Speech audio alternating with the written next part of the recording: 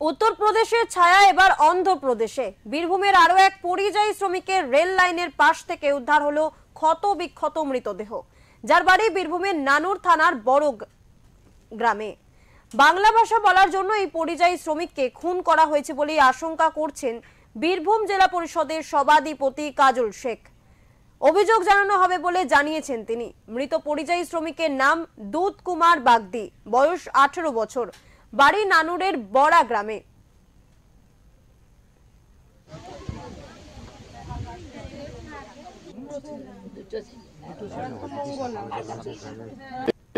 বাইরে কাজে গেছে,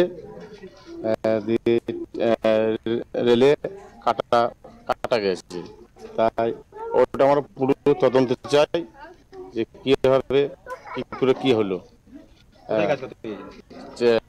ব্যাঙ্গালোর। গুছিয়ে বলুন যে কি হয়েছিল, কবে গেছিল এবং কি ঘটনা কবে গেছিল। মানে আজ 3 দিন হচ্ছে, আজ 3 দিন হচ্ছে। হ্যাঁ, কালকে রাতে 5টার সময় ফোনে কথা হয়েছিল আমাদের সাথে ফ্যামিলি। 6টা 10-এ ফোন করছি, যে খবর শুনছি যে ওখানকার আপনার ওই রেল পুলিশ যে ও মোবাইলটা পেয়েছে, দিয়ে বলছে যে না আপনাদের ওখানে আপনাদের বাড়ির পরিবার কাটা গেছে।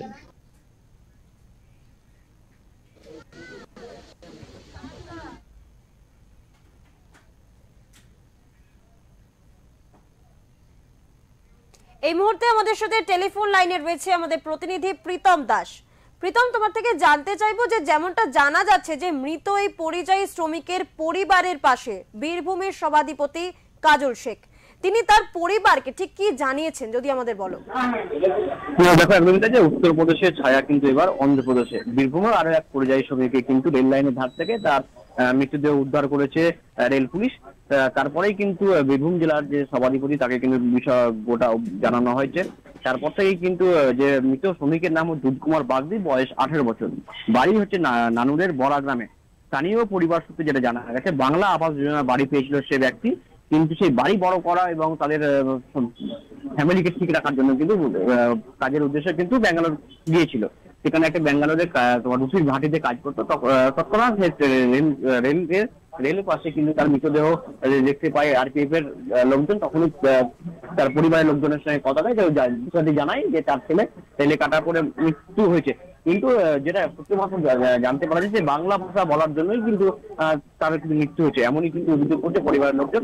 ইতিমধ্যেই কিন্তু বীরভূম জেলা সভাপতি কাজল শেখ কিন্তু পরিবারের পাশে থাকার কিন্তু আশ্বাস দিয়েছেন, এবং কিভাবে এই মৃত্যু মারা গেছে তার গোটা বিষয়টা কিন্তু তদন্ত করে দেখা হবে, এমনটাই কিন্তু জানিয়েছেন কাজল শেখ। ধন্যবাদ প্রীতম।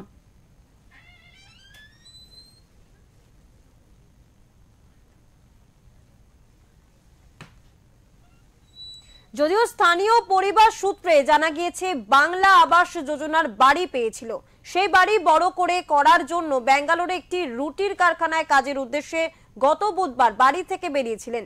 ট্রেনে করে যাওয়ার সময় গতকাল বিকেল নাগাদ ট্রেন থেকে পড়ে গিয়ে মৃত্যু হয় দুধ কুমার বাগদির। তারপর আরপিএফ এর তরফে বিষয়টি পরিবারকে জানানো হয়। খবর জানতে পেরে শুক্রবার বীরভূম জেলা পরিষদের সভাধিপতি কাজল শেখ তিনি পরিবারের পাশে থাকার আশ্বস্ত দেন।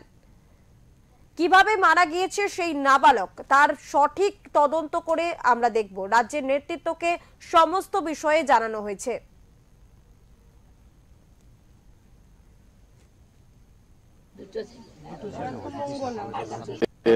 বাইরে কাজে গেছে, নানুর বিধানসভা অন্তর্গত বড়সতা অঞ্চলের বড়া গ্রামের দুধ কুমার বাগদি, যার বয়স মাত্র 18 বছর এবং ছেলেটা মাধ্যমিক পরীক্ষার্থী। সে বাইরে যাওয়ার কারণ একটাই, আমরা দেখতে পাচ্ছেন পাশেই যে বাড়িটা তৈরি হচ্ছে, এটা বাংলা আবাস যোজনার বাড়ি। আমাদের মাননীয় মুখ্যমন্ত্রী মাননীয় মমতা বন্দ্যোপাধ্যায় দিয়েছেন। তো বাড়িটা যেহেতু উনি 1,20,000 টাকা দিয়েছেন, বাড়িটা আরো বড় করে উনি তৈরি করার চেষ্টা করেছেন। তাই তিনি অন্য রাজ্যে গিয়েছেন কর্মসংস্থানের উদ্দেশ্যে। এবার আমরা যেটুকু কাল সন্ধ্যা নাগাদ শুনতে পেলাম যে সেটা মারা গেছে এবং ট্রেন থেকে পড়ে মারা গেছে। এটাই আমাদের কাছে বিস্ময়, এটাই আমাদের কাছে অবাক হওয়ার কারণ যে যুক্তরাষ্ট্র পরিকাঠামো অনুযায়ী একটা রাজ্যের মানুষ আর একটা রাজ্যে যেতে পারে কর্মসংস্থানের উদ্দেশ্যে, এটাই সংবিধান স্বীকৃত। কিন্তু এখানে এসে যেটা দেখতে পাচ্ছি, আমরা দেখতে পেয়েছেন গত কয়েকদিন আগে আপনাদের কসবা অঞ্চলের একটা আদিবাসী সম্প্রদায়ের ছেলে, তাকে নিষ্ঠুর নির্মমভাবে হত্যা করা হয়েছে। সে বিষয়ে অবশ্যই থানাতে অভিযোগ দায়ের করেছি আমরা, তদন্ত চলছে। আমাদের রাজ্যের সাধারণ সম্পাদক, আমাদের দলের সেনাপতি অভিষেক বন্দ্যোপাধ্যায়, তিনি এই বিষয়ে তদন্ত করাবেন এবং কিভাবে সে মারা গেছে সেটা দেখা হবে, পুঙ্খানুপুঙ্খভাবে তদন্ত হবে, সেটা তিনি সুনিশ্চিত করেছেন আমাদের কাছে।